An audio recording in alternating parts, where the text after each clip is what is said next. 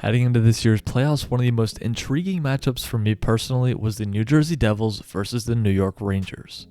Many of the game's brightest stars, a long-time rivalry, and a matchup between two fast teams that score lots of goals. And while it's only been one game and a lot can happen in a 7-game series, last night the Rangers absolutely took it to the Devils, winning 5-1 and showing this young New Jersey team that the playoffs are a completely different animal compared to regular season. And before you say I sound biased, I'm actually a Pittsburgh Penguins fan, so I really don't want either of these teams to win.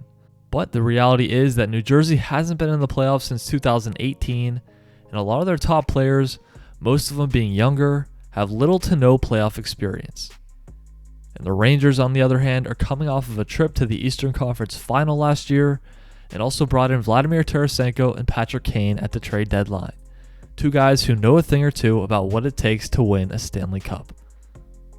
The other big thing about this series is the huge advantage the Rangers have in net with Igor Shesterkin. Now, Vitek Vanacek had a fine regular season, but his playoff track record, although it's a very small sample size, has not been very good. And when you're going against last year's Vezina Trophy winner Igor Shesterkin, who also had a .929 save percentage in 20 playoff games last season, it has to be intimidating and is simply hard to compete with. This honestly reminds me a lot of when the young Pittsburgh Penguins made the playoffs for the first time in 2007 with Crosby and Malkin, and matched up against the veteran Ottawa Senators. Crosby and the Penguins were simply outmatched by a Senators team who'd made the playoffs each of the last 10 years.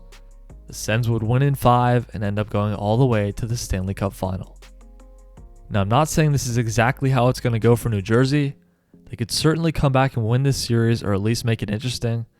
But this is oftentimes what happens in the playoffs when a young team is matched up against a team with way more playoff experience, and it certainly helps when they have a weapon in net like Igor. The Rangers looked really sharp in Game 1, Kreider with 2 beautiful tips in front of the net, Ryan Lindgren even doing his best Patrick Kane impression, and Shesterkin made some big-time saves as per usual. Jack Hughes looked really good for the Devils, scoring their only goal in the game on a penalty shot.